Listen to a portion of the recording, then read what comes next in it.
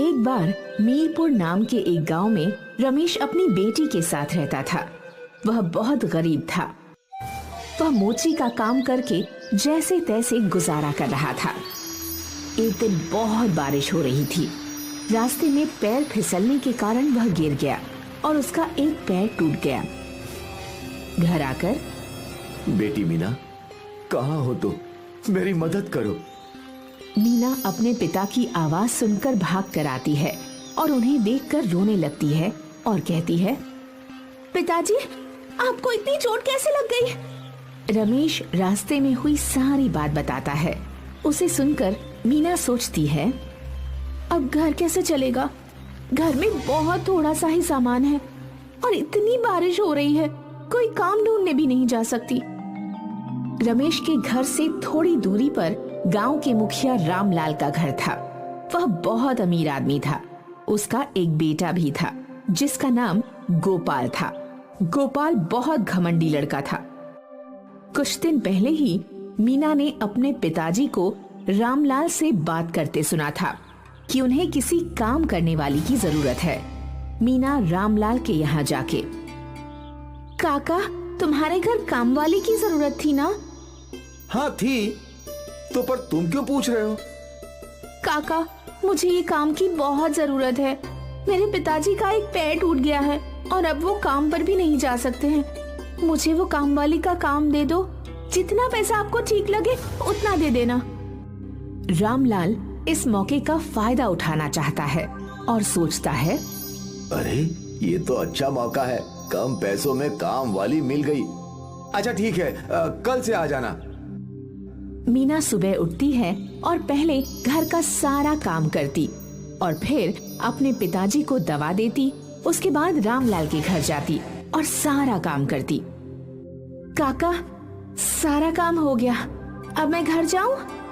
ठीक है, जाओ, कल जल्दी आ जाना। कल गोपाल के कुछ दोस्त आने वाले हैं तो उनके लिए खाना बना देना। सिर हिलाकर, ठीक है काका। मीना घर जाती है तो देखती है कि घर में कुछ बचा नहीं है पकाने को और सोचती है, क्या बनाऊं और पिताजी को क्या दूं? मुझे भी बहुत भूख लगी है और कुछ खाने को भी नहीं है। तभी उसकी नजर रोटी के डिब्बे पर पड़ती है। उसमें 2 रोटियां होती हैं। मीना पिताजी को वो 2 रोटी और नमक दे देती है और खुद पानी पीकर पेट भर लेती है। रोटी देखकर, बेटी मीना, तूने कुछ खाया कि नहीं? हाँ पिताजी, मैंने काका के घर पर खा लिया था। ऐसा कहकर मीना भूख से रोती हुई सो गई। सुबह उठकर रोज की तरह घर का काम किया और जल्दी से रामलाल के घर गई और अलग अलग प्रकार के व्यंजन बनाए। तभी गोपाल वहाँ आता है और कहता है, अरे ओ मीना, खाना बन गया क्या? जी, खाना बन गया। इतने में गोपाल के दोस्त आ जाते हैं और गोपाल उनके साथ बहुत मस्ती करता है और थोड़ी देर बाद सबको भूख लगती है तो गोपाल मीना को आवाज लगाता है, अरे मीना, खाना लगा दे सबके लिए। जी, अभी लगाती हूँ।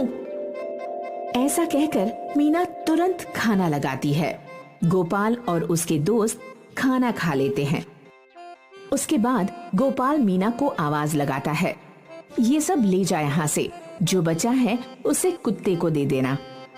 साहब, एक बात कहूँ, आप सबने कितना सारा खाना बर्बाद कर दिया है। हमें जितनी भूख हो उतना ही खाना प्लेट में लेना चाहिए। खाना बहुत कीमती होता है, हमें इसे ऐसे बर्बाद नहीं करना चाहिए। यह सुनकर गोपाल को बहुत गुस्सा आता है और वो बोलता है, ये सब मेरा है, मुझे कितना खाना है और कितना प्लेट में छोड़ना है ये सब मेरी मर्जी है, समझी? तुझे तो मैं बताता हूँ, पिताजी को आने दे।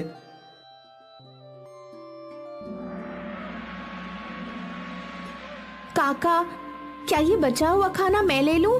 वैसे भी कल इसे कूड़े में ही फेंकता है। ठीक है। अगली सुबह मीना आती है और काम करके बचा हुआ खाना लेकर जा रही होती है। तभी, ये तुम्हारे हाथ में क्या है?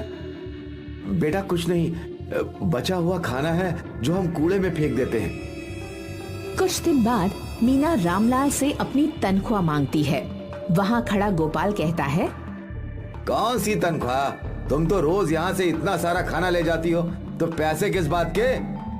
साहब, वो खाना तो वैसे भी कूड़े में फेंक देते आप। अगर उससे किसी की भूख मिटती है तो भगवान आपका भला करेगा। पिताजी देखो कैसे बहस कर रही है। जिस दिन मेरे दोस्त आए थे उस दिन भी ये ऐसे ही बहस कर रही थी। पिताजी ना जाने खाने के साथ और क्या क्या ले जाती होगी। ये सब सुनकर रामलाल मीना को बिना तनख्वाह दिए काम से निकाल देता है और मीना रोते हुए वहाँ से चली जाती है। बड़ी आई थी मुझे समझाने, अब पता चलेगा जब भूखे सोना पड़ेगा। मीना सड़क के किनारे बैठकर रोने लगती है। तभी उसकी अध्यापिका वहाँ से गुजर रही होती है। उसे ऐसी हालत में देखकर अध्यापिका मीना से, बेटी मीना, ये तुमने क्या हाल बना रखा है और तुम स्कूल क्यों नहीं आ रही हो? मीना रोते हुए सारी बात अध्यापिका को बताती है। मीना पढ़ने में बहुत अच्छी थी, इसलिए अध्यापिका उसे कहती है, तुम मेरे साथ स्कूल चलो, तुम मेरे घर में काम कर लेना और मैं तुम्हारा एडमिशन सरकारी स्कूल में करवा देती हूँ। वहाँ तुम मुफ्त में शिक्षा ले सकती हो। ये सुनकर मीना बहुत खुश होती है, क्योंकि अब वो अपनी शिक्षा के साथ साथ अपनी भूख को भी काम करके शांत कर सकती है। इधर रामलाल अपने काम में बेईमानी करते हुए पकड़ा जाता है। उसे पुलिस पकड़ कर ले जाती है। पुलिस उसकी सारी जमीन और घर अपने कब्जे में कर लेती है। अब गोपाल बिल्कुल अकेला हो जाता है। उसके पास कुछ खाने को नहीं होता। उसे बहुत भूख लगी होती है। वह पड़ोसी के पास जाकर, मुझे बहुत भूख लगी है, अगर कुछ खाने को है तो दे दे। कोई उसे खाने को नहीं देता और उसे भगा देते हैं। वहीं से गुजर रही मीना ये सब देखती है और गोपाल को अपने साथ ले जाती है और उसके घर जो रूखा सूखा होता है वो गोपाल को खाने को देती है। भूखा गोपाल जल्दी जल्दी सब खा लेता है। मैंने तुम्हारे साथ इतना गलत किया, फिर भी तुम मुझे अपने साथ अपने घर लाई और खाना भी खिलाया। मुझे माफ कर दो मीना। मैंने तुम्हें माफ किया। मैंने तुम्हें खाना इसलिए खिलाया क्योंकि मैं जानती हूँ कि भूख क्या होती है। अमीर हो या गरीब, सबकी भूख एक जैसी ही होती है। ये सुनकर गोपाल दोबारा माफी मांगता है और उस दिन के बाद से गोपाल मीना को अपनी बहन बना लेता है और वो खुशी खुशी रहने लगते हैं।